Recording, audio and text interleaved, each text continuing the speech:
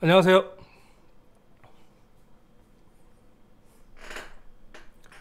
자, 오늘 이화 방송을 이제 시작하려고 합니다.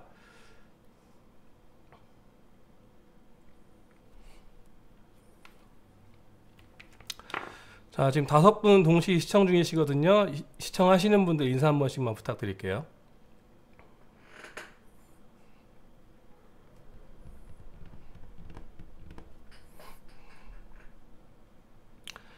자, 오늘은 바로 알자 드론 방제 2화를 준비를 했는데요.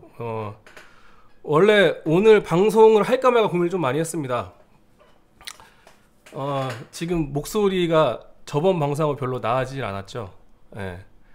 제가 지금 4주째 기관지염이 굉장히 심하고 저번 주에 폐렴 증세하고 그다음에 천식까지 같이 와가지고 한 3일 전까지만 해도 거의 전화통화만 해도 숨이 찬 정도였는데 그나마 몸이 조금 괜찮아져서 오늘 예정대로 방송을 진행을 하게 됐습니다.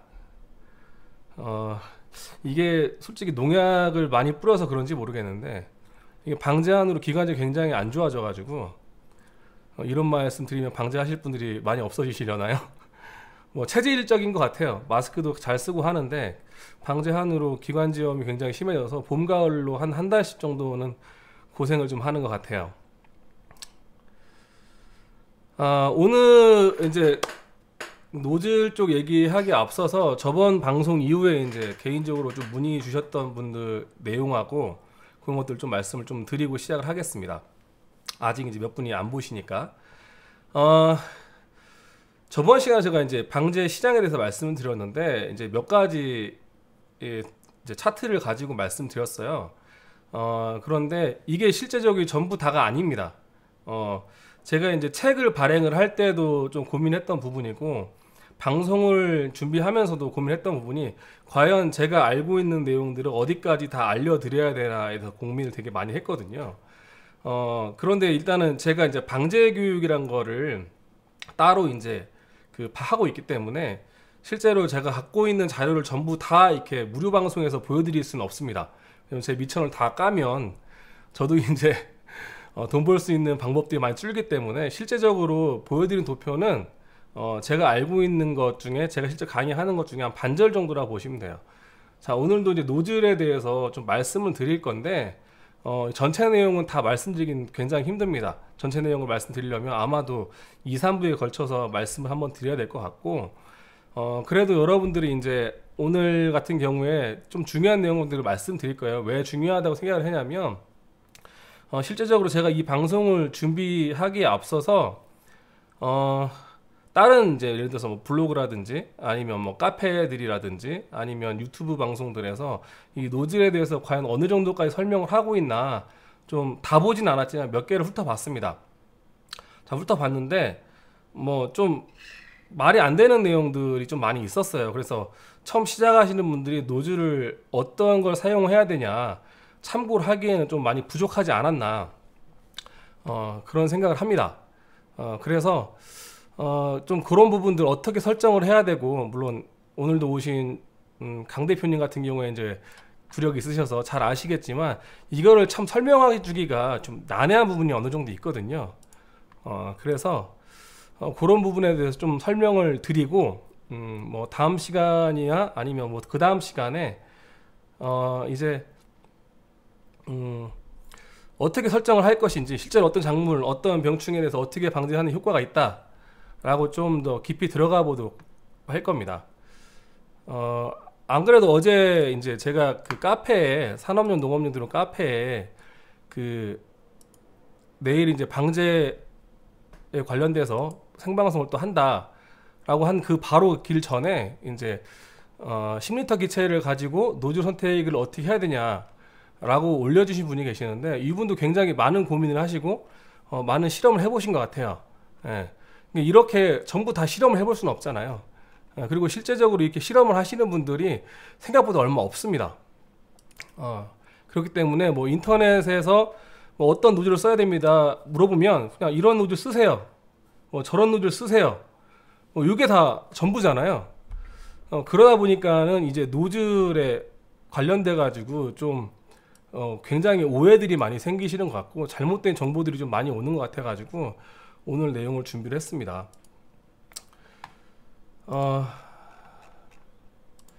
자, 일단은 기본적으로 노즐을 설명에 앞서서 노즐의 구조는 좀 알아봐야 되잖아요. 그래서 자, 일단은 여러분들 이게 보실 때 이건 노즐 바디라고 하죠. 요 끝에 이제 노즐 캡이나 노즐이 달리는 겁니다. 요 부분은 T자형도 있고 일자형도 있고 요 부분 여러 가지가 있죠. 요즘 같은 경우에는 여기에 카본 파이프를 대 가지고 연장을 해서 추락이나 이럴 때 그 부러지지 않게 이제 고무 마운트를 된 것들도 있고요.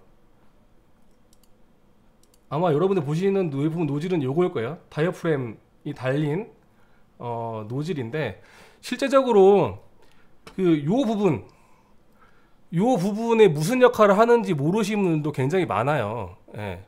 자, 요 부분에는 요런 고무판이 달려 있습니다. 예, 다이어프램 그 밸브인데 요게 하는 역할이 뭐냐면 이것도 종류가 여러 가지 있는 거를 모르시는 분들이 많더라고요. 이 다이어프램 같은 경우에 예를 들어서 요만한 파이프가 있다고 생각을 해보세요. 요만한 파이프가 있는데 여기에다가 약을 집어넣게 되면 굉장히 조금만 나와도 약이 질질 셀 거 아니에요? 자, 그런데 노즐을 조금만 이제 관심 있게 보신 분들은 아시겠지만 이 노즐이 어느 정도 압력 이하에서 분사가 되면 굉장히 큰 방울로 떨어집니다. 자, 그러면 뭐 어떠한 문제가 생기냐면 거기 부분만 약해가 발생하게 돼요. 그래서 이 다이어프램 같은 경우 일정한 압력이 이상이 되면 열리게끔 되어 있습니다. 보통은 뭐 2psi 정도, 0.3바 정도 될 거예요 아마. 한 2psi, 3psi 정도 됐을 때 분사가 시작되게 설정이 되어 있습니다.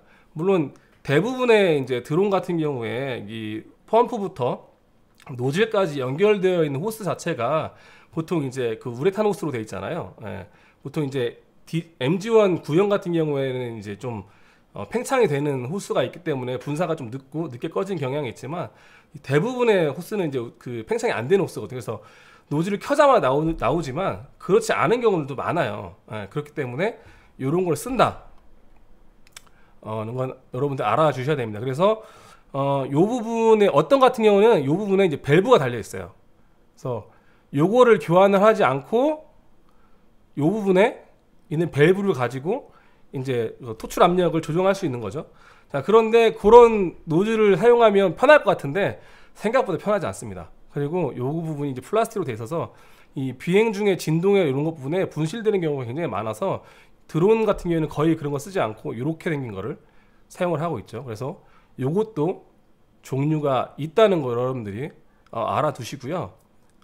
아마 일반적으로 드론 같은 경우에 요거를 따로 압력을 바꿔서 사용하시는 분들은 거의 없을 거라 생각을 합니다. 자, 그리고 요 밑에 이제 걸리는 부분이 요거죠. 캡.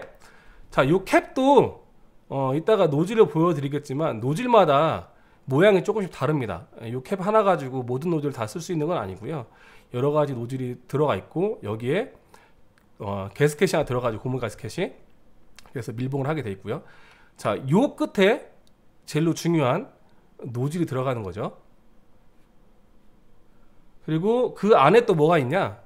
자, 스트레이너. 그러니까 여러분 쉽게 생각하는 필터.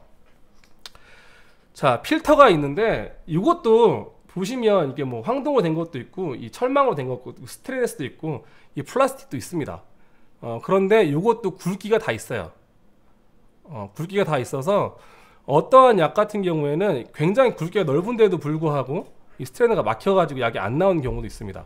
그래서 노즐을 오히려 제거를 하고 그 스트레이너를 제거를 하고 사용을 했을 때 약이 잘 나오는 것들도 있고 예를 들어서 뭐 이물질이 들어갔다거나 아니면 뭐 다른 약재와 섞여서 뭐 알갱이가 생겼다거나 이럴 때는 좀 다르지만 친환경 약재 중에 몇 가지 정도는 문제들이 생기는 것들이 있어요. 그래서 뭐 이런 스트레이너를 사용하지 않고 쓰는 경우도 있습니다. 그런데 말씀드리다시피 아까 자, 여기 다이어프램에서 요것도 종류가 있다고 말씀드렸잖아요. 그래서 자, 요런 스트레이너도 종류가 굉장히 많이 있다. 많이 빼서 쓰시는 분들 많아요. 빼서 쓰시는 분들 많고, 근데 노즐에 따라서 이걸 빼고 쓰면 너무 잘 막히는 노즐들이 있기 때문에 빼고 쓰시는 분들은 별로 없을 거예요 아마. 자, 그래서 이제 예를 들어서 어떤 약 같은 경우 이렇게 되는 거죠. 잘 보이시려나요? 이게 지금 친환경 약제였는데 한 50m 정도 진행을 했어요. 그런데 약이 안 나오는 거죠. 그래서 빼봤더니 이 노즐이 이렇게 막혀 있는 거예요.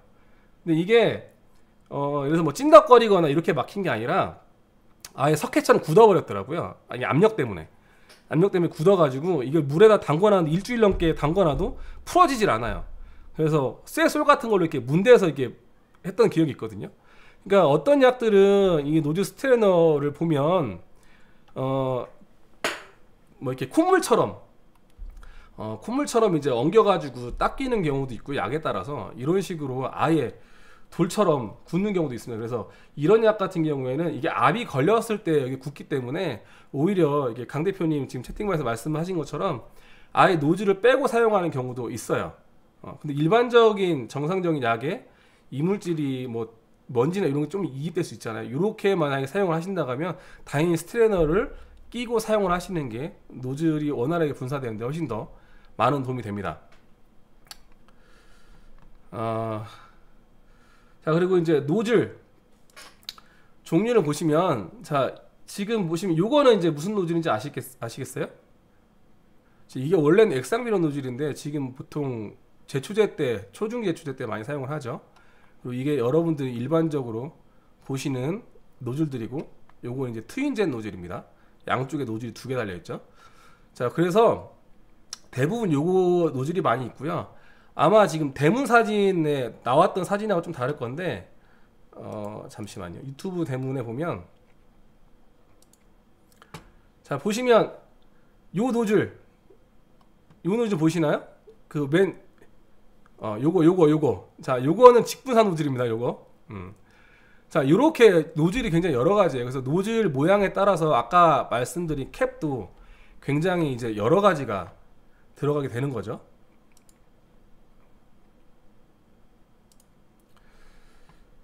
자, 그리고 이제 그 인터넷 유튜브나 이런 데 중에 여러분들이 이제 예를 들어서 이런 거 말씀하시는 분들 계실 거예요. 이런 플라스틱 노즐 기본적으로 뭐 예를 들어서 중국산 그 완제품을 부품을 사서 조립을 하시거나 노즐 부품을 주문을 하시면 아마 이런 플라스틱 노즐이 많이 껴 있을 건데, 이런 노즐과 이런 노즐의 과연 차이가 무엇이냐. 단순히 이런 노즐은 플라스틱이기 때문에 뭐 예를 들어서 노즐이 막혀서 뚫을 때 핀셋이나 칫솔질을 하면 늘어나거나, 아니면 유제 같은 여러 가지 농약에 의해서 노즐이 녹아서 확장되거나 이런 문제만 있는 것이냐. 아마 대부분은 이런 노즐이, 스테인리스로 된 노즐이 뭐 내구성이 좋다 뭐 이렇게 해가지고 요거를 사용하셔라라고 정도밖에 못 들으셨을 거예요. 그런데 가장 큰 차이점은 요 노즐과 요 노즐은, 예를 들어서 요것도 보면 얘도 11001호거든요. 잘 안 나오지만, 자, 보시면 요것도 11001호입니다. 자, 그런데 요 노즐과 요 플라스틱 노즐의 가장 큰 차이점은 뭐냐면 입경량이에요. 그러니까 분사량은 어느 정도 비슷하거든요. 보통 한 90%에서 95% 정도까지 따라오는데 가장 큰 차이점이 뭐냐면, 정상적인 분사압으로 분사를 했을 때 분사되는 그 입경, 물방울의 크기, 요 크기가 달라지는 거예요. 자, 요 크기가 달라지면 이 농약에 따라서 굉장히 효과가 반감되거나 아니면 약해가 날 수도 있습니다. 그렇기 때문에 실제적으로 내가 사용하고자 하는 농약, 또 내가 이제 뭐 대상 작물, 병, 충에 따라서 이 노즐 입경량이 얼마만큼 될 것이냐, 살포량 얼마만큼 가져갈 것이냐, 그래서 제곱센티미터당 몇 방울의 약이 떨어졌을 때 이게 과연 효과가 있느냐, 이런 데이터가 없이 그냥 뭐 나는 요 노즐을 뭐 2개 쓸 거다, 3개 쓸 거다, 4개 쓸 거다라고 하시는 거는 절망 잘못된 거라는 거죠. 그런데 그런 데이터를 쌓기는 굉장히 힘들어요. 저 같은 경우 그것 때문에 굉장히 몇 년 동안 고생을 많이 했고, 그것 때문에 실제적으로 뭐 농업기술센터라든지 식량과학원이나 이런 데서 자료도 굉장히 많이 요청을 했고, 그런 자료들을 많이 가지고 있습니다. 그래서 거기를 기반으로 해서 저희가 책을 쓴 거고, 근데 책에 이런 내용에 대해서 왜 자세히 말씀을 안 드렸냐, 이 내용이 너무 장황해져요. 너무 장황해지고 책으로 썼을 때는 이거를 이해를 하고 적용을 시킬 수 있는 분이 과연 몇 분이나 있을까 싶어가지고 다 삭제를 했습니다. 다 삭제를 하고 가이드만 해드리는 거죠. 이런 작물에는 뭐 헥타당 예를 들어서 10리터 기준이면 1헥타를 써라, 아니면 뭐 0.3헥타를 뿌려라, 그리고 뭐 속도는 어느 정도에 이 정도 노즐을 쓰시면 될 거다. 그 정도만 알려드렸습니다. 왜냐하면 이 실제적으로 노즐, 어떤 노즐을 어느 정도 분사량을 가졌을 때 정말 좋은 효과가 나타나는 구간이 있어요. 자, 그런데 그 구간을 맞추려면 비행 속도, 그 다음에 비행 고도, 분사량, 노즐, 노즐의 개수, 노즐의 분사 압력, 그러니까 노즐을 펌프 하나다 몇 개를 달아야 되는지에 따라서 효과가 달라지는 거죠. 이게 변수가 너무 많아요. 그거를 책에다가 다 설명을 해서 알려드리기는 굉장히 힘듭니다. 실제로 강의 시간에도 야, 이런 작물에는 어떻게 노즐을 써야 됩니까? 라고 하면 이게 알려드리기 굉장히 힘든 게 그거예요. 그런 걸 전반적으로 다 이해를 시켜드려야 되고, 실제적으로 제가 오프라인에서 이게 방제에 관련된 강의를 나가게 되면 제가 최소한 8시간 강의를 부탁을 드리거든요. 그래서 실제로 강의를 하는 내용을 다 못해요. 근데 대부분의 강의를 요청하시는 분들은 우리 저희 수강생들이 아침 일찍 나오기 힘드니까 강의를 9시 반부터 시작하셔가지고 너무 늦게까지 하면 피곤하니까 3시 정도에 끝내주세요. 이런 식이 많거든요. 그러다 보니까 이 내용을 반 이상을 줄여야 되는 거죠. 그래서 이런 설명을 못 해드려요. 실제적으로는 10시간 이상의 강의 시간이 필요합니다. 자, 어쨌든 자, 요런 플라스틱 노즐과 자, 요런 이제 스테인리스 노즐의 가장 큰 차이점, 내구성도 물론 있지만 분사 입경량이 다르다. 그래서 웬만하면 요런 노즐 사용하지 마시고요. 요 노즐 바꾸세요. 자, 요 노즐 뭐 비싸도 얼마 안 비싸거든요. 실제적으로 요런 노즐 뭐 개당 하나에 지금 구하시면 한 8,000원? 8,000원에서 10,000원 정도 아마 구하실 거고요. 아마 국내에서 파는 것들도 보통 12,000, 3,000원 정도 될 거예요. 그러니까 여유로 몇 개 사용하시면 좋고요. 실제로 또 요 노즐들이 이제 막혔을 때 이제 뭘로 뚫으냐가 굉장히 중요한데, 자, 보시면 요런 거 같은 경우에는 이게 지금 대부분 노즐을 4개 사용하는 뭐 MG1 계열이라든지 일반적으로 노즐을 4개 사용하는 10리터 드론들은 대부분 다 요걸 쓰거든요. 왜냐하면 요게 이제 분사압을 걸었을 때 적정 분사압이 나와서 분사가 되고 시간도 맞으니까 요걸 많이 쓰는데, 자, 요 노즐 같은 경우에 일단 칼날도 안 들어갑니다. 자, 그럼 막혔을 때 뭘로 뚫어야 되냐, 요런 문제도 있고, 칼날로 했을 때 실제적으로 스테인리스도 상해요, 이게. 그래서 노즐 팁이 살짝만 상해도 이 분사되는 게 아예 다릅니다. 그래서 그 부분이 입경이 달라지고 거기에 대해서 또 그 부분만 약해가 발생할 수 있는 확률이 늘어나게 되는 거죠. 그래서 저 같은 경우에는 이제 보통은 칫솔로 많이 하고, 올해 이제 어떤 분이 좀 추천을 해주셨어요. 노즐을 뚫었을 때 요거를 사용했더니 너무 좋더라 라고 사용해가지고 저도 이제 사용을 해봤는데 정말 잘 뚫어지는 거예요. 그리고 노즐에도 이제 상처도 하나도 안 나고, 뭐였냐면 이제 콘돔입니다. 콘돔. 대부분 다 이제 보통 자가 방제를 하시는 분들은 그럴 일이 별로 없겠지만, 저희 같은 경우에는 자가 방제나 아니면 뭐 지역 방제를 거의 하지 않고 이제 타 지역의 대단위 방제들만 돌아다니게 되거든요. 그러면 이제 거의 무조건적으로 이제 모텔에서 숙박을 하게 되잖아요. 근데 모텔에 가게 되면 정말 신기한 게 뭐 남녀가 들어가지 않더라도 항상 이 콘돔이 나와 있잖아요. 그래서 그 콘돔들을 다 킵을 해놨다가 주머니 하나씩 갖고 다니는 거죠. 그래서 그 콘돔을 보시면 이 포장지가 그 알루미늄으로 돼 있잖아요. 알루미늄 돼 있어서 끝에가 이렇게 약간 그 톱 모양으로 잘려 있고 약간 두껍죠. 힘도 있고. 그래서 그런 부분으로 노즐 끝에 싹 대면 이 노즐에 딱 들어갑니다. 그러면 아주 편하게 노즐을 뚫으실 수가 있어요. 그렇게 물론 안 됐을 때는 빼가지고 물론 세척을 해서 컴프레셔로 이제 뚫고 해야 되지만, 뭐 간단하게 한여름에 이제 날이 워낙 뜨겁다 보니까, 그렇죠, 이제 새 걸로 교체해야 되는데, 일단은 저 같은 경우에는 차량에 이제 다 이게 있고 차량을 보통 보조가 이제 다 앞으로 끌고 가기 때문에 새로 갈 시간이 더 없어요. 그래서 바로 조끼 제 앞에 내린 다음에 조끼에서 꺼내가지고 쓱 해서 뚫리면 바로 다시 날리고, 아니면 이제 그때 이제 바꾸거든요, 오라고 해서. 어쨌든 그렇게 지금 하고 있는데 그게 가장 편한 것 같고요. 아니, 검소한 게 아니라 여러 가지를 해봤어요. 그래서 이 핀셋 같은 경우에도 그 끝부분이 이게 바늘처럼 되게 얇아 있는 핀셋도 써보고 카타칼도 써보고 그 아트 나이프라는 게 있거든요. 조그만 해가지고 되게 얇고 강력한 나이프가 있는데 그것도 써보고 수술용 나이프도 제가 구해가고 써봤고요. 근데 안 돼요. 그리고 노즐이 상하더라고요. 그런데 올해 이제 어떤 분이 저희 같이 방제하시는 분이 야 콘돔으로 뚫어봤더니 너무 잘 뚫린다. 그런데 이제 콘돔의 그 효과를 저는 올해 되게 톡톡히 봤거든요. 그래서 이건 되게 노하우 팁입니다. 그래서 아마 그걸 해보신 분들은 야 이거 생각보다 괜찮은데 하실 거예요. 칫솔보다 실질적으로 콘돔이 훨씬 더 잘 뚫립니다.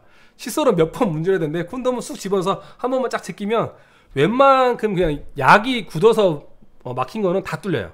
네. 자 이렇게 돼 있다는 거 알아두시고요.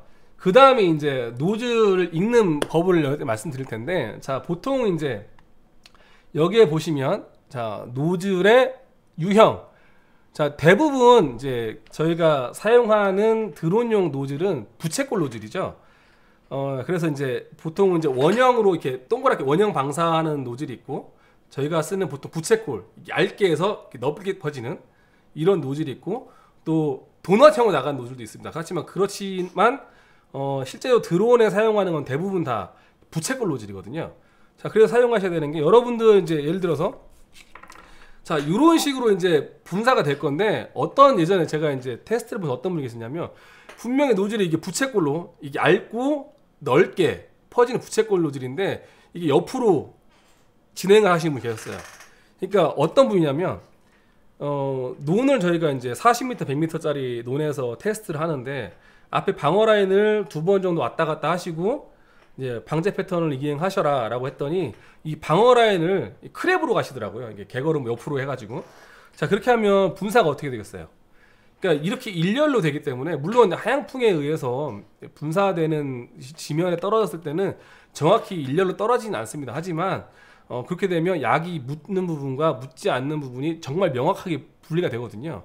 그래서 분사를 하실 때는 무조건 일반적인 부채꼴 노즐은 진행 방향으로 하셔야 되고요. 당연히 이쪽 진행 방향이면 이렇게 장착을 하시면 안 되겠죠. 예. 그런데 이제 방제를 하시는 분들이 그것도 모르시는 분들이 생각보다 굉장히 많더라 라는 것을 알려드리고요. 자 그래서 일단 여기는 노즐의 유형, 보통은 저희가 이제 TZ이라는 회사의 노즐을 많이 쓰기 때문에 여기에 이제 이게 XR일 수도 있고 DG일 수도 있고 XP일 여러 가지 노즐이 있습니다. 여기 상표명이 붙어 있고요. 그 다음에 여기 이제 여기 보시면 앞에 110, 요거는 이제 분사 각입니다. 요새 이제 80일 수도 있고 뭐 90일 수도 있고 하는 거죠. 요 분사 각도에 따라서 실제로 분사될 때 110도가 분사가 된다. 요거 이 뒤에가 노즐 양입니다. 자 노즐 양은 2.8바일 때 기준입니다. 그러니까 예를 들어서 110-01호 노즐을 쓰면 분사량이 1.5배 노즐이라고 하는데, 왜냐면 뭐 가장 적은 수가 1짜리니까 분당 1갤런짜리 노즐이니까 1.5배라고 해도 물론 틀린 말은 아니지만, 어쨌든 요 노즐의 정상적인 분사 압과 분사 폭과 이 입경량이 나오려면 요 정도 압력이 걸려야 된다는 거예요. 근데 요걸 모르시는 분들이 너무 많아요. 요걸 모르게 되면 무슨 문제가 생기냐, 펌프 하나당 분사할 수 있는 압력이 정해져 있거든요. 근데 정해져 있는데 그걸 모르시고 무리하게 분사할 수 있는 노즐 개수를 늘린다거나 하면 액션감은 좋아집니다. 눈으로 볼 때는 막 엄청나게 많은 양의 입자들이 쏟아지는 것 같지만 실제적으로 걔네들이 약 효과가 있느냐? 약 효과가 굉장히 떨어져요. 자 그래서 어제도 제가 이제 카페에다 잠깐 글을 올렸는데, 보통 일반적으로 드론에 쓰는 펌프 같은 경우에는 허용 분사 압력이 딱 정해져 있습니다. 대부분은 0.8메가파스칼, 그러니까 8바죠. 8바 정도의 압력까지 이제 분사를 할 수 있는 거예요. 요거는 막혔을 때 가능한 거고요. 어떤 같은 경우에는 뭐 0.4바, 아니면 4.5바 이 정도가 최대 분사량인 그 펌프도 있습니다. 자 그러면 4.5바짜리와 8바짜리를 만약에 2개를 사용했을 때, 3개를 사용해서 4개를 사용했을 때는 분명히 차이가 납니다. 그런데 대부분은 다 뭐만 보시냐면 분당 그 펌프를 할 수 있는 양만 보세요. 그러니까 이 펌프는 분당 살포량이 뭐 3.5리터짜리다, 3.8리터짜리다, 4.5L짜리다만 보시고 야, 이 정도 양이 분사가 됐을 때 내가 이렇게 뿌리면 되겠네 라고만 생각을 하시는데, 실제로는 그 압력 게이지를 걸어서 확인을 하셔야 됩니다. 예. 저 같은 경우에 이제 그 유압 게이지를 사가지고 초창기에 다 테스트를 했었거든요. 그래서 지금도 한 번씩 테스트는 해요. 이게 펌프가 새 거일 때, 그 다음에 사용을 어느 정도 했을 때 과연 분사압이 얼마 정도 떨어지는지, 또는 뭐 다른 이상한 작물이라든지 어떤 게 왔을 때 이 노즐을 이만큼 걸어서 분사를 해야 되는데 분사압이 나오나 안 나오나 확인할 때 이제 한 번씩 쓰거든요. 그래서 이제 분사압을 무조건 보셔야 됩니다. 그걸 보지 않고 노즐을 사용하시면 일단 안 된다는 거. 자, 그래서 어쨌든 자, 노즐은 뭐 이렇게 읽는다고 아시면 돼요. 그래서 또 요 뒤에는 소재입니다. 그러니까 어떤 소재는 이게 이제 스테인레스도 있고 플라스틱도 있고 또 세라믹으로 된 것도 있고요. 그다음에 뭐 황동, 보통 신주라고 하죠. 그런 것들만 이제 사용하시는 분도 계세요. 그렇죠. 노즐 지금 뭐 100만 원 단위로 쓰신다는데 이런 분들이 정상적인 거예요. 그러니까 노즐을 이걸 한 번 사면 이게 뭐 끝까지 계속 쓰는 게 아닙니다. 뭐 이게 노즐이 스테인레스인데 이게 야기에서 얼마나 닳겠느냐 하시는데 실제적으로 굉장히 많이 닳고요. 아까 말씀드린 대로 뭐 막히거나 해서 뚫었을 때 상처가 나거나 하면 굉장히 많은 문제가 생깁니다. 근데 이런 거를 광고하고 살포를 한다. 그러면 당연히 효과가 떨어지거나 무슨 뭐 약해 가 발생을 하게 되는 거죠. 그래서 보시면 예를 들어서 이런 거죠. 여기 보시면 VS 같은 경우에는 스테인레스, 뭐 폴리머, 세라믹, 뭐 황동, 뭐 이런 식으로 이 뒤에가 이제 보시면 소재를 나타난다. 그래서 요 뒤에 부분은 소재, 앞에는 분사각, 분사량, 양입니다. 그래서 예전에 이제 어떤 분이 11001은 뭐 분당 1리터라고 하셨는데 그게 아니고 1갤런입니다. 1갤런. 여기 보시면 GPM에서 있죠. 예, 갤런 퍼 미니트의 약자예요. 1갤런이고 예전에 그 티젯에 있는 브루셔 제가 초창기에 들어오는 시장에서 봤던 거는 이 입경량까지 지금은 뭐 그냥 뭐 FM 이렇게 좀 뭐 굵다, 뭐 얇다, 미세하다 이런 식의 표시가 돼 있었는데 예전에는 몇 발을 쓸 때마다 이게 입경량 얼마인지 몇 스퀘어인지가 다 표시가 됐었습니다. 근데 이제 그거를 보는 사람이 없었는지 그걸 다 없앴더라고요. 지금 나오는 브루셔들은. 자, 그래서 어쨌든 이렇게 된다는 거를 아시면 되고요. 자, 그러면 어떻게 분사가 되냐? 자, 아까 제가 말씀드렸잖아요. 일반적인 그 들어온 노즐은 이제 부채꼴로 분사가 됩니다. 자, 예를 들어서 아까 보여드린 노즐이 110도 노즐이었으니까 실제적으로 이론적으로는 이렇게 110도가 퍼질 것 같지만 이 드론이 날게 되면 하향풍도 실제로 발생을 하고 이 또 중력에 의해서 실제적인 범위는 훨씬 더 줄어들어요. 자, 그리고 뭐 좀 더 깊게 들어가자면 지면 효과라든지 이런 것 때문에 약이 날리고 이제 그 소용돌이 쳐서 돌거든요. 예, 그렇게 되면 또 다른 효과들이 발생합니다. 이거는 이따가 또 말씀드릴게요. 그래서 어쨌든 분사각은 이거 된다라고 생각하시면 되고 실제적으로 뭐 1100 1호 110 110도짜리 노즐을 쓰시면 보통 일반적인 드론 폭이 얼마 넓지 않잖아요. 진짜 커봤자 축간이 한 1700mm, 1600mm 정도 왔다 갔다 하고 쿼드 같은 경우에 대부분의 그 표준형 쿼드 자체가 한 1400mm 왔다 갔다 하기 때문에 대각선으로요. 그러면 이제 그 노즐과 노즐 간의 거리가 거의 1m 정도밖에 차이 안 나거든요. 그러면 실제로 그 지면과 노즐 거리가 70cm 이상만 떨어져도 이 분사되는 면적이 겹치게 됩니다.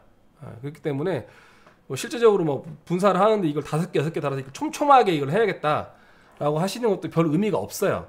오히려 분사압에 맞는 노즐을 1개나 2개 정도 사용을 하셔가지고 그 분사압에 맞는 입경량을 정확하게 가져가서 분사를 하는 게 훨씬 더 약을 효과적으로 뿌릴 수 있는 겁니다. 그러니까 무리하게 노즐을 많이 늘릴 필요가 없다고 말씀드리는 거예요.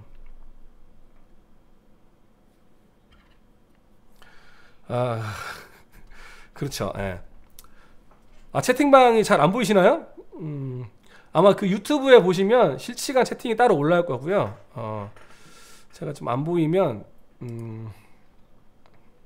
잠시만요.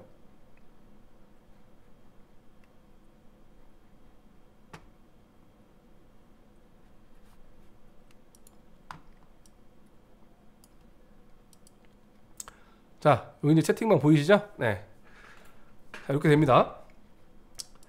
자, 그리고 실제로 이런 거죠. 간격, 노즐 간격과 노즐 분사량. 그러니까 실제적으로 그 아까 보여드렸다시피 이론적인 분사량과 실제적인 범위가 다르기 때문에 이론적 범위에서 이 정도만 겹친다고 하더라도 거의 빠짐없이 분사가 됩니다.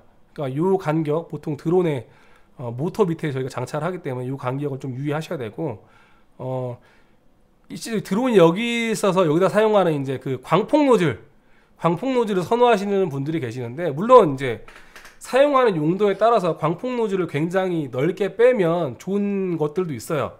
뭐 예를 들어서 모든 작물에 다 맞는 건 아니지만 어떤 작물은 그게 더 효과적인 것도 있고, 예를 들어서 작물이 아닌, 예를 들어서 뭐 하우스에 하는 차광제 살포를 한다 그러면 좀 넓은 면적에 많이 살포하는 게 나오니까 이런 식으로 사용을 하긴 하지만, 아까 말씀드렸다시피 일단은 기체가 굉장히 거두기 힘들어지고, 두 번째가 이따가 설명해 드릴 건데, 이 후방 세류, 그러니까 드론이 하향풍을 발생하면서 이렇게 와류가 생기고 하는데, 이게 진행을 하면 이 후방에 있는 세류들이 훨씬 더 심해집니다. 그래서 약이 이렇게 빙빙 돌면서 말리게 되거든요.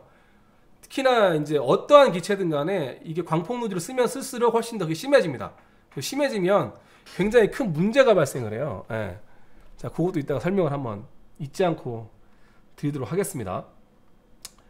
자, 그렇게 돼 있고, 자, 분사 각각, 분사 높이, 이건 혹시 잘 보이실지 모르겠는데, 여러분들이 대한민국 사람들의 가장 큰 문제가 뭐냐면, 대부분 다 어떤 제품 사면 설명서를 읽지 않아요. 예.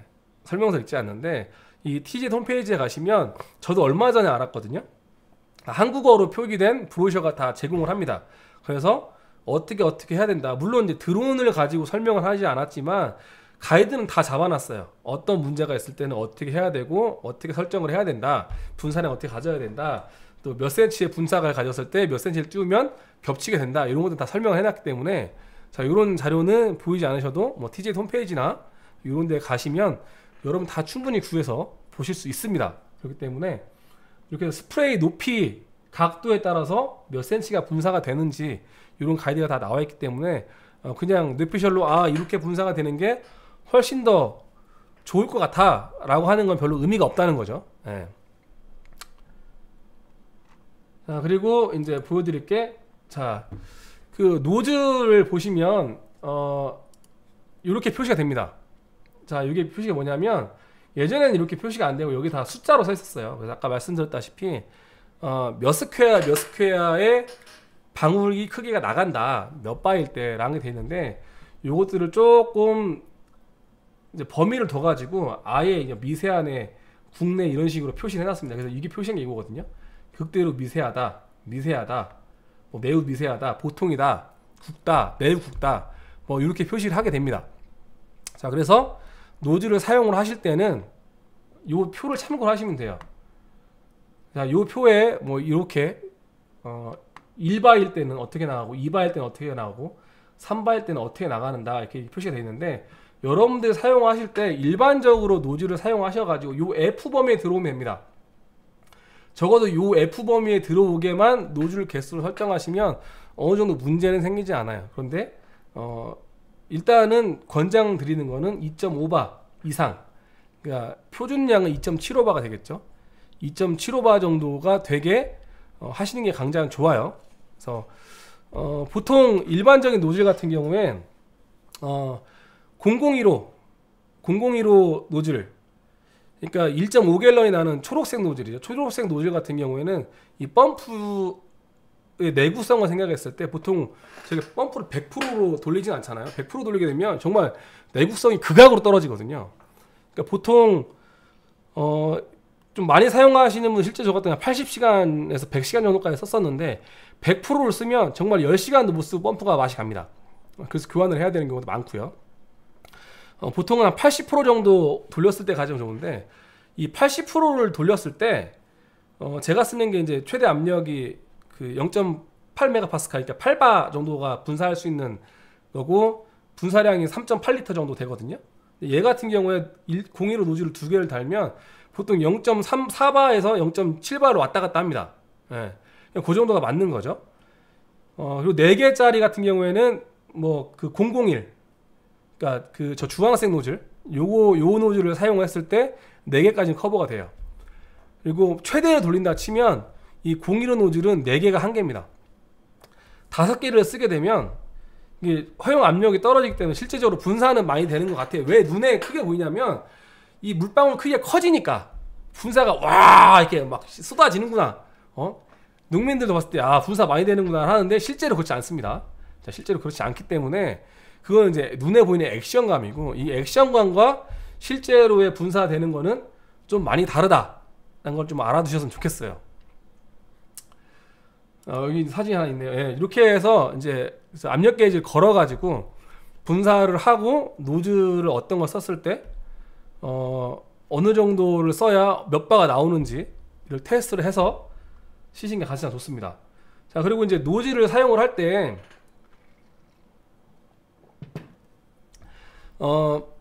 설정을 할 때 어떠한 작물에 어떤 노즐을 쓰면 좋냐라고 이제 다 알려드리면 좋지만 그게 안 되거든요, 솔직히. 어떻게 보면 저희 노하우기도 하고. 그래서 자, 그런 상황이지만 정말 제대로 테스트 하려면 이렇게 테스트를 하셔야 돼요. 그러니까 이게 지금 저희가 예전에 이제 테스트를 할 때 찍어둔 사진인데 저 같은 경우에 수도작에도 테스트를 하고 뭐 양파, 대파, 고추 이런 것들은 다 이런 감수지를 이용해서 사용을 합니다. 자, 실제적으로 여기 보이는 감수지가 크기가 한 요 정도 돼요. 이게 지금 카드거든요. 카드의 한 3분의 1 정도, 요 정도 되는 크기입니다. 자, 요거 하나에 거의 2,000원씩이에요. 그러니까 저 같은 경우에 요런 테스트를 하려고 감수지만 거의 300만원치를 소비를 했거든요. 그러니까 요런 식으로 이제 테스트를 하기도 하고, 요거 말고 이제 다른 모양으로 이제 4군데를 둘러서 놓기도 하고요. 이파리 밑에다 놓기도 하고, 그렇게 해서 분사를 실제로 해보고 제곱센티미터당 몇 방울이 떨어지는지, 그리고 또 이게 얼마만큼 퍼졌는지 다 확인합니다. 이렇게 해야만 돼요. 자, 왜 그러냐면 이제 여러분들이 농진청이나 이런 데 홈페이지 가시면 아마 다운받을 수 있을 거예요. 아마 있을 거예요. 있을 거라고 봅니다. 제가 이제 그 연구원들한테 몇 개의 자료를 받아가지고 저도 이제 같이 테스트를 하고 자료도 받고 해서 이제 사용하는 거가 어떠한 그 벌레라든지 균이라든지 이런 게 떨어졌을 때 양량이 있잖아요. 약을 예를 들어서 몇 배 희석을 했을 때 뭐 제곱센티미터당 1cm 1cm에 몇 방울 정도의 약이 떨어졌어야 이게 방제가 되고 살충 효과가 있다라는 게 있습니다. 예. 그렇기 때문에 실제적으로 이 똑같은 면적에 똑같은 양을 뿌린다라고 하면 분사되는 이 방울수가 훨씬 작은 게 효과가 좋아요. 예. 이게 방울수가 크게 떨어지면 생각보다 효과가 떨어집니다. 이게 객관적으로 데이터가 있는 거예요.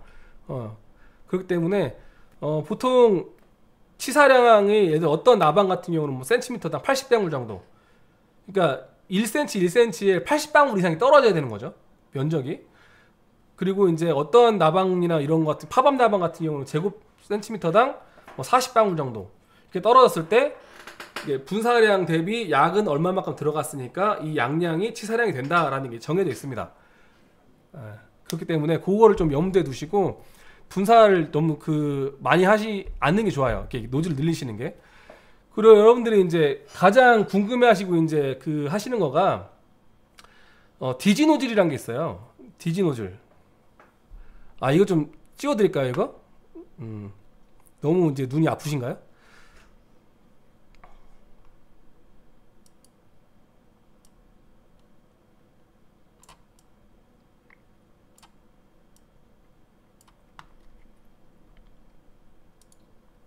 자, 이렇게 해드릴게요. 야.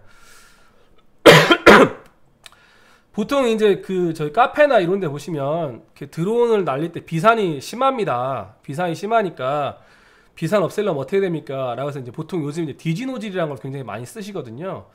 이 디지 노즐과 일반 노즐의 차이점이 뭐냐면, 예를 들어서 뭐 디지 노즐도 80도짜리가 있고 110도짜리 있고 막 이래요. 이게 똑같이 분사각이 있을 때 그러면 뭐 80도짜리 디지 노즐을 쓰면 좋냐?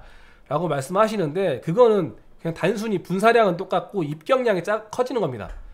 그러니까 분사량은 똑같이 1.5갤런짜리인데 디지 노즐을 쓰면 분사되는 이 물방울의 크기가 커질 뿐이에요. 예. 그래서 이제 비산을 줄이는 거거든요. 그러니까 그렇게 비산을 줄이는 거는 효과가 없는 거죠. 눈에 보일 때는 아, 농약이 날아가는 게 훨씬 더 적구나 라고 하지만 그거는 잘못된 해결 방법입니다. 그럼 어떻게 해결을 해야 되냐? 비행 고도하고 속도를 바꾸셔야 돼요. 그리고 기체에 따라서 노즐을 어디 위치에 다느냐에 따라서 이 비산이 줄기도 하고 늘기도 합니다. 예. 그렇기 때문에 그걸 좀 연구를 하셔야 되고, 일단 가장 안 좋은 거는 아까 말씀드린 이 장대형 확장 노즐, 요거는 비산이 굉장히 심하고, 실제로 저희가 이제 감수지를 어떻게 테스트를 하냐면, 이게 정말로 이제 분질화를 한 거죠. 감수지를 이렇게 쭉 깔아놓고 이렇게 분사를 합니다. 예를 들어서 뭐 저 같은 경우에 쿼드를 쓰기 때문에 쿼드의 대각으로 왔을 때, 앞뒤로 4개를 달았을 때, 아니면 중간에 달았을 때, 그 다음에 붐대를 달아가지고 중간에 그 기체 중간쯤 달았을 때, 또 장대로 폈을 때, 이렇게 이제 다 테스트를 해봤거든요. 그러면 이제 이 확장형 노즐을 해가지고 여러 가지 노즐을 달았을 때가 가장 문제가 뭐냐면, 아마 여러분들 카페나 이런데 동영상 많이 보시면 나오실 거예요. 이렇게 지나가면서 이렇게 바람이 이렇게 말리잖아요. 이런 식으로 말리는 거죠. 요거는 이제 DJI 퍼온 건데, 이런 식으로 이제 후방 세로가 발생을 하면서 이렇게 이제 말리게 되거든요. 그러면 이 가운데 부분과 이 말려서 떨어지는 부분의 양량이 거의 20배에 가까이 차이 나는 경우도 있습니다. 자, 그러면 같은 양을 쳤을 때 분사 폭은 넓게 보이지만 실제로 약이 한 20배 이상 떨어지는 곳이 있다는 거예요. 그래서 예전에 보면 이렇게 진행했는데 이렇게 양쪽으로 한 30cm 정도씩 양쪽으로 이렇게 그 약해가 나서 쭉 진행되는 그런 경우도 있어요. 그런 경우가 대부분 다 이런 장대형 확장 노즐을 써가지고 진행을 하면 발생되는 경우죠. 그렇기 때문에 그런 거는 굉장히 피하셔야 됩니다. 그리고 쿼드 같은 경우에는 이 프롭과 프롭 중간에 노즐이 있을 때가 가장 이런 게 크고요. 실제로는 대부분은 이제 요즘에는 이제 노즐을 펌프 밑에 달잖아요. 펌프 밑에 달면 해결을 가장 하기 쉬운 거가 쿼드, 그 다음에 옥타, 그 다음에 헥사입니다. 헥사가 가장 이런 걸 해결하기 힘들어요. 그래서 실제로 방제가 잘 되는 기체는 헥사가 가장 나쁘다, 이렇게 말씀드릴 수가 있어요. 실질적으로. 그리고 대부분이 이제 요즘에 얼마 전까지 헥사가 좋다 하다가 요즘에 다시 쿼드가 좋다 하잖아요. 그 이유는 대부분의 이제 쿼드 기체가 좀 벽길로 빠지지만 쿼드 기체가 비행성이 떨어지고 헥사가 좋다라 하는데, 실제로 쿼드 기체가 작았기 때문이에요. 이게 보통 헥사 기체가 1600mm 정도가 되고 쿼드 기체가 1400mm 정도 되기 때문에 비행성이 안 좋았는데, 이 쿼드 기체도 한 1700mm 정도 축간거리를 거지게 만들면 비행성이 굉장히 좋아집니다. 방대 효과도 훨씬 더 좋아지고요. 자, 그런데 지금 이제 기체들이 대형화되고 X9 모터를 쓰고 뭐 입지살포기 달리고 하다 보면 기체가 커졌잖아요. 그러니까 사람들이 쿼드가 좋다고 하고 다시 얘기를 하는데, 그거는 잘못된 거예요. 그러니까 약간 좀 보면 장사 속인 거죠. 그래서 실제로는 헥사가 가장 안 좋습니다. 이런 걸 해결하기가 가장 안 좋아요. 물론 뭐 나는 그거 모르겠고 일단 그냥 약을 뿌려주면 좋으니까 뿌리겠어 라고 하면 모르겠는데, 조금 더 고민을 해봐서 어떻게 하면 약이 잘 되게 할까, 효과가 있게 할까, 뭐 이렇게 하면 실질적으로는 쿼드가 훨씬 좋습니다.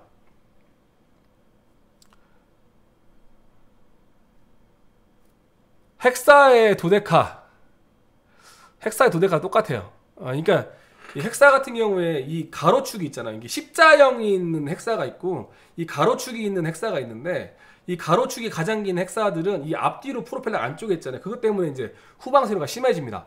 예. 자, 그렇기 때문에 이렇게 되고요. 좀 이해가 되시나요? 예. 그렇게 되고, 그 다음에 제 책에 이제 있는 내용인데, 어차피 제가 쓴 책이니까 그냥 갖고 왔어요. 자, 이제 비행 고도에 따른 하향풍의 관계가 이렇게 됩니다. 자, 15리터, 10리터짜리 기체, 이거 10kg 이하입니다. 제가 만든 기체는 실제적으로 기체들이 다 배터리 포함해서 15kg 미만이에요. 예, 미만이기 때문에 거의 10리터를 딱 채우면 25kg가 되겠죠. 예. 물론 이제 훨씬 넘는 기체들도 많지만, 하여튼 이렇게 했을 때 이게 하향풍이거든요. 그러니까 호버링을 했을 때 몇 미터 되냐? 예를 들어서 호버링을 했을 때 1m 고도에서는 지면에 이제 부는 하향풍이 9m 정도가 됩니다. 그런데 5m/s로 진행을 하잖아요. 그러면 이게 떨어져요. 4m 가까이. 근데 저희가 방제를 할 때 가만히 서 있는 게 아니고 진행을 하잖아요. 진행 속도에 따라서 이 하향풍도 약해집니다. 그래서 이 하향풍을 어떻게 이용을 하면 방제가 잘 되실 것인가 연구를 하셔야 되는데, 대부분의 박작물 같은 경우에는 그런 경우가 별로 없어요. 왜냐면 뭐 파, 배추 뭐 이런 거, 배추 같은 게 물론 밀집되긴 하지만 배추는 어느 정도 커도 하양풍에 의해서 이게 뭐 흔들리진 않거든요. 그런데 뭐 대부분 뭐 작물들은 좀 골이 있어서 작물 간의 간격이 있잖아요. 근데 그렇게 없는 거, 그리고 가장 많이 하는 게 수두작입니다. 수두작 같은 게 밀집재배를 하기 때문에 이걸 어떻게 벌려가지고 이 안에까지 약을 쑤셔 집어 넣느냐가 굉장히 중요한데, 보통 대부분의 이제 드론을 판매하시는 분들이 검정 그 성적서를 가지고 얘기를 합니다. 그래서 우리 드론은 뭐 3m 정도 고도에서 살포폭이가 4.5m가 나오고 뭐 이렇게 된다라고 하는데, 그거는 실내에서 테스트를 한 거고, 실외에서는 바람이 조금만 불어도 그렇게 되지 않아요. 그리고 호버링을 하지 않고 진행을 하기 때문에 그렇게 하면 정말로 벼 같은 경우는 약이 끝에만 붙습니다. 끝에만 붙기 때문에 실제로 지면에 3m 이상의 바람이 불어야만이 벼가 벌어지고 안에까지 약이 들어가게 돼요. 여러분 근데 이제 잘 이해를 못 하시는 거가, 벼 같은 경우에 충이 위에 붙어 있지 않아요, 절대. 예. 거의 다 대부분 밑둥에 있거든요. 물론 약에 따라서는 벼가 이제 약을 흡수를 해서 즙을 빨아먹거나 죽는 약 그 충들도 있지만, 직접적으로 맞아야 죽는 이제 벌레들도 있거든요. 그래, 걔네들 같은 경우에는 직접적으로 쏴야 되는데 그게 안 돼요. 그래서 보통 노린재, 요즘에 이제 날씨가 더워지면서 먹노린재 같은 것들이 이제 벼에 되게 많이 오고, 먹노린재 방제를 드론을 할 수 있느냐, 이게 문의가 오시는 거 많고, 실제로 방제를 많이 하고 계세요. 여기 지금 이제 그 논이라고 하시는 분, 농감농 하시는 분도 남원인데, 이분 같은 경우에도 지금 남원에도 굉장히 매년 이 먹노린재 때문에 그 피해가 많으시거든요. 그런데 그 실질적으로 드론으로 하면 이게 드론으로 하면 촛대를 붙잡고 하는 것보다 실제로 그 객관적인 데이터상 식량과학 이런 데 데이터상 어떻게 나오냐면 거의 2.3배에서 2.4배 정도가 나옵니다.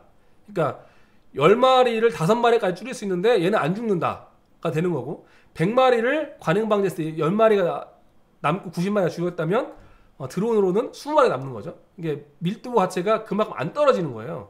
자, 그러면 어떻게 살포를 해야 되냐? 살포 방법 자체를 바꿔야 됩니다. 그러니까 고도 3m 정도의 노즐을 많이 달아가지고 나는 이 논에다가 30리터를 때려 박을 거야 라고 부어도 방제 효과가 떨어져요. 그 이유는 방제 방법이 잘못되는 거죠.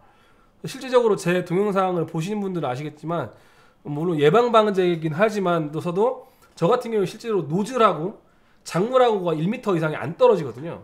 그렇게 해서 비행을 합니다. 물론 그렇게 되면 살포폭이 굉장히 좁아지고 비행 속도도 빨라집니다. 그리고 위험해요. 위험하기 때문에 제가 그렇게 방제하라고 책에다 안 써드린 거예요. 그런데 할 수만 있으면 그렇게 방제를 하는 게 실질적으로 약 효과를 내는 데는 훨씬 더 효과가 좋다는 겁니다. 예. 자, 그리고 이제 이거는 이제 실제로 약을 어느 정도 사용을 하면 또 하양풍이 달라지는 걸 저희가 말씀드리려고 하는 거거든요. 그러니까 예를 들어서 수도작을 가장 많이 하시니까 수도작을 대표적으로 말씀드리면, 처음에 제가 10리터를 가득 채우고 이륙을 했을 때 진행을 하면, 그때 예를 들어서 뭐 1m로 비행을 시작을 했다, 작물 위로. 그러면 약을 치면 칠수록 기체가 가벼워지잖아요. 가벼워지니까 하양풍이 그만큼 낮아집니다. 실제로 그래서 비행 고도가 훨씬 더 낮아져야 똑같은 하양풍 효과를 낼 수가 있어요. 이건 이제 수두작 같은 경우죠. 물론 대파나 이런 거 같은 경우에는 거의 차이가 없습니다. 왜? 일단 작물들이 이렇게 삐쭉삐쭉 서 있고 이렇게 밀집 재배가 되지 않기 때문에 대부분 다 약이 다 묻어요. 그런데 벼 같은 경우는 조금 이제 다른 방법으로 이제 방제를 하셔야 되는 거죠. 예. 자, 이렇게 되어 있습니다. 그래서 노즐을 어떻게 세팅을 하느냐, 이게 일단 첫 번째 좀 정리를 드리자면, 일단 내가 가진 드론의 펌프의 분사 압력을 확인하셔야 돼요. 이거는 분사 리터를 말하는 게 아닙니다.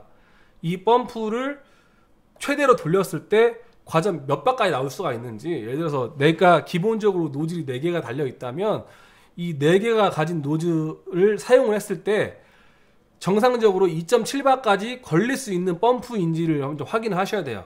그리고 펌프가 그렇게 안 나온다 싶은 노즐을 작은 거로 바꾸셔야죠. 작은 거로 바꾸셔서 하시든지, 아니면 노즐 개수를 줄이셔야 돼요. 예, 그게 맞는 겁니다. 그리고 중요한 게 펌프를 무작정 많이 돌리면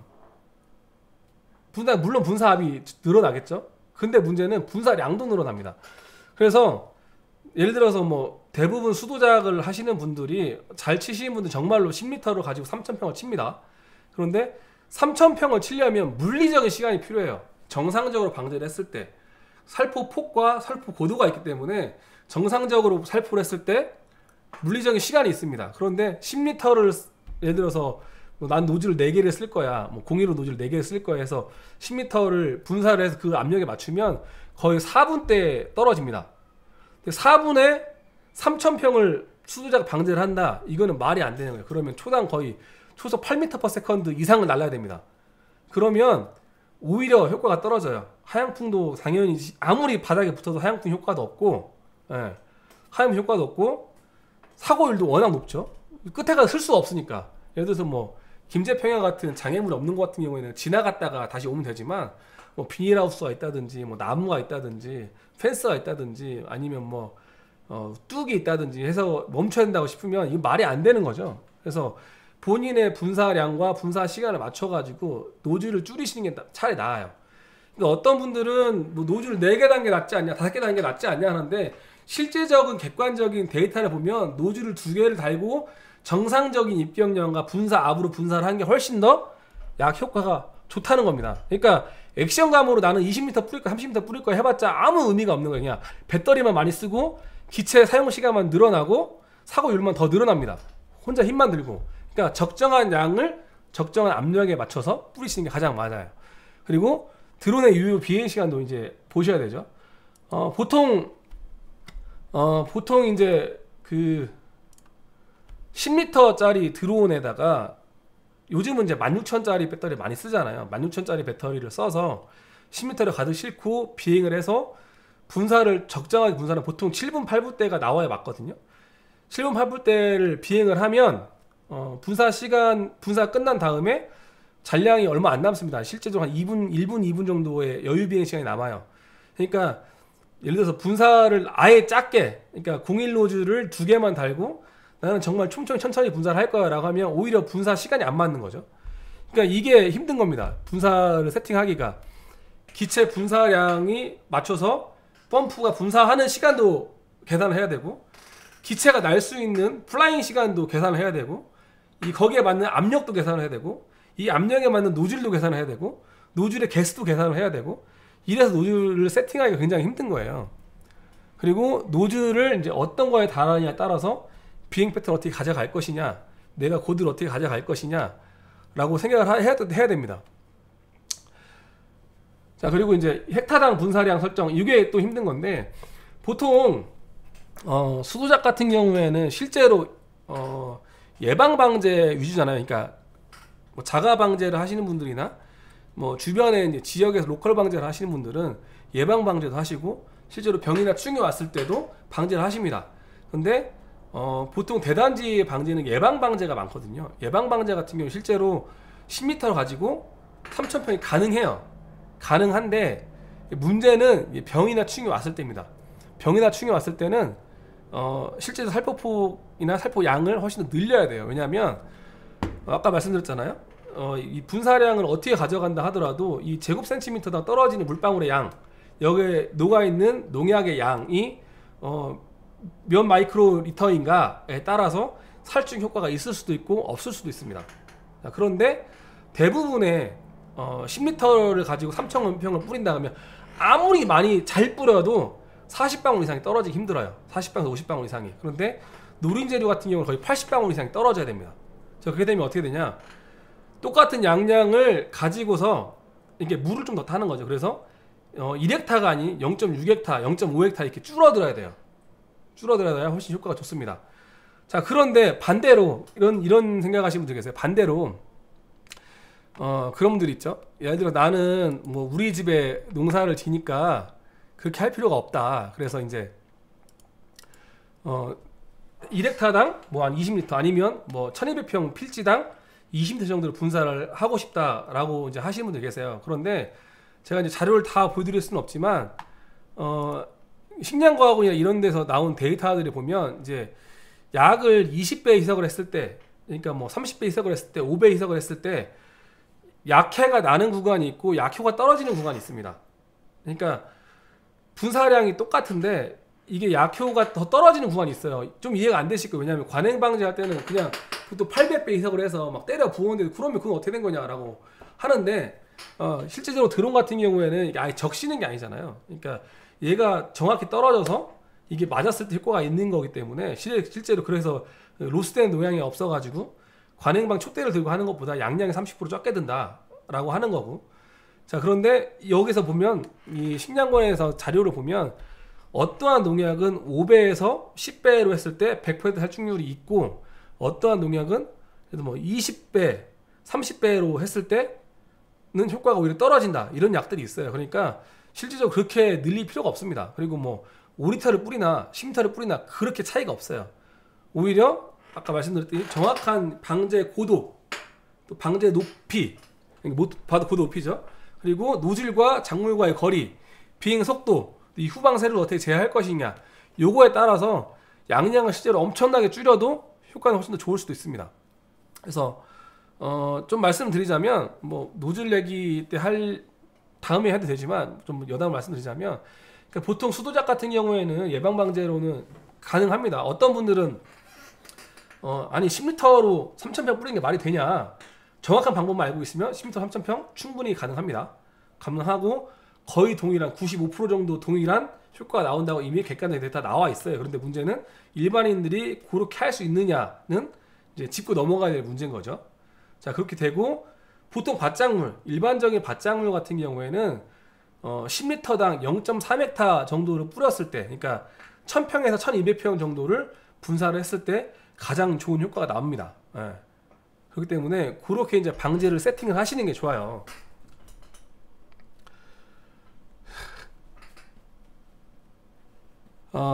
그렇죠. 양드론께서 이제 공유로 4개 끼고 5분 만에 3,000평을 반다. 당연히 불가능하죠. 이런 지식들이 없다 보니까 어떤 문제들이 생기냐면, 올해 이제 방제 현장에서 만난 분인데, 올해 처음 방제하신 분도 아니고 올해 3년째 방제를 하시는 분인데, 펌프를 제가 보기에는 8바 정도, 6바에서 8바 사이 되는 펌프였을 거예요. 분사량도 한 3.5리터에서 4리터가 안 되는 펌프였을 건데, 03 노즐을 4개를 끄고 이제 분사를 하시더라고요. 03 노즐은 정상적인 분사가 되려면, 원래 정상적인 분사가 돼도 01 노즐보다 입경량이 엄청 큰 노즐인데도 불구하고 2개를 껴도 이미 그 펌프는 한계입니다. 정상적인 분사압이 나오려면 노즐 제작사에서 말하는 정상적인 분사각, 분사압, 분사 입경량이 나오려면 노즐 1개밖에 못 쓰는 거예요. 그런데 그런 노즐을 4개를 껴가지고 질질질 흘리고 다니시는 분 계세요. 근데 그런 분들도 왜 이걸 노즐을 바꿔야 되는지를 전혀 모르시고 계시더라고요. 그러니까 이게 방제를 오래 했네 안 했네의 문제가 아니라 이 노즐을 어떻게 세팅을 해야 되는 게 맞는 건지, 그냥 기본적인 룰 자체가 없으시는 거죠. 그러니까 이 작물을 뭘 써야 되면 그냥 01 노즐 몇 개 쓰세요. 그냥 이유는 모르겠고 이렇게 쓰라니까 이게 맞나 보다 라고 하시는데, 그렇게 세팅을 하시면 안 됩니다. 적어도 이제 오늘 내용을 보신 분들은 이거 뭔가 잘못됐는데, 이런 것들을 좀 오늘도 생각을 해보셨으면 좋겠어요. 그러니까 목이 막히네요.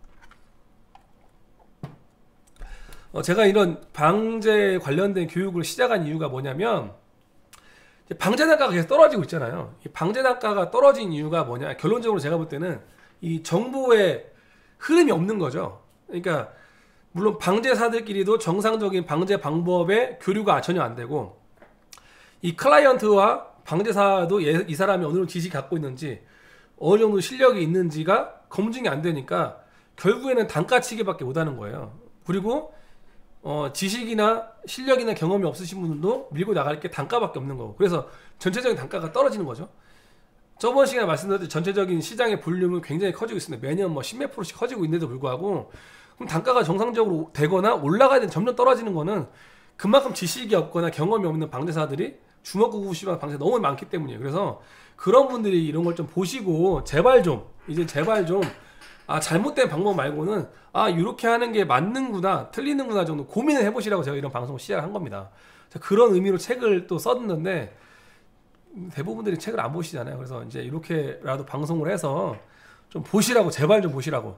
그래서 전체적인 이제 모든 방제사들의 방제 수준이 좀 올라가고 클라이언트도 좀 믿고 방제를 할 수가 있고, 그래서 정말 30원이 아니라 평당 뭐 40원, 50원을 줘도 아깝지 않은 방제가 됐을 때 여러분도 저도 훨씬 더 수익이 늘어나는 겁니다. 예. 그래서 이런 정보들을 좀 어느 정도 계속 또 알려드릴 거고, 그러니까 이제 뭐 실질적으로 작물에 따라서 어떠한 방제 방법이 있느냐에 대해서도 제가 이제 방송을 나중에 할 수도 있고요. 또 저번에 말씀드렸다시피 이제 드론을 시작했는데 망했다 하시는 분들은 왜 망했느냐, 이런 분들도 이제 초청을 해서 이렇게 하면 이제 망하지 않습니다. 성공하신 분들은 솔직히 자기가 왜 성공하는지 잘 기억이 안 나요. 예. 그렇기 때문에 망하신 분들, 그래서 그분들한테 난 이래서 망했다 이런 것도 좀 알려드리고 하려고 합니다. 그래서 지금 일화 방송을 이제 하면서 저희가 아마 이런 말이 나올 거예요. 일화 방송 때도 너무 교육 방송적인 방송이 아니냐, 유튜브 그렇게 하면 사람들 별로 안 들어온다. 그런데 뭐 제가 여기서 웃고 떠들고 그냥 시간 때우기 식으로 하면 여러분도 시간을 버리는 거고 저도 이렇게 노력할 필요가 없습니다. 그래서 저는 요거 전체적인 이제 방제 시장이 좀 더 활성화되고 퀄리티가 좀 더 올라가서 전체적으로 좀 잘 사는 사회가 왔으면 하는 그런 몽상가기 때문에 이런 걸 좀 하는 거고요. 그래서 많은 분들이 보시고 또 좀 도와주셨으면 좋겠어요. 그래서 주변에 이런 방송이 있다라고 좀 소개도 좀 많이 시켜주시고요. 구독 알람도 좀 해주시고, 그리고 어차피 지금 뭐 제가 보니까 그 유튜브가 구독자 1000명에 4000시간 이상 스트리밍 되는 수익이 나더라고요. 그러니까 이 유튜브 해봤자 저한테 이익되는 건 1도 없습니다. 예, 1도 없기 때문에 다 여러분들 잘 되라고 하는 것 때문에, 자, 이런 방송 앞으로도 기대해 주시고,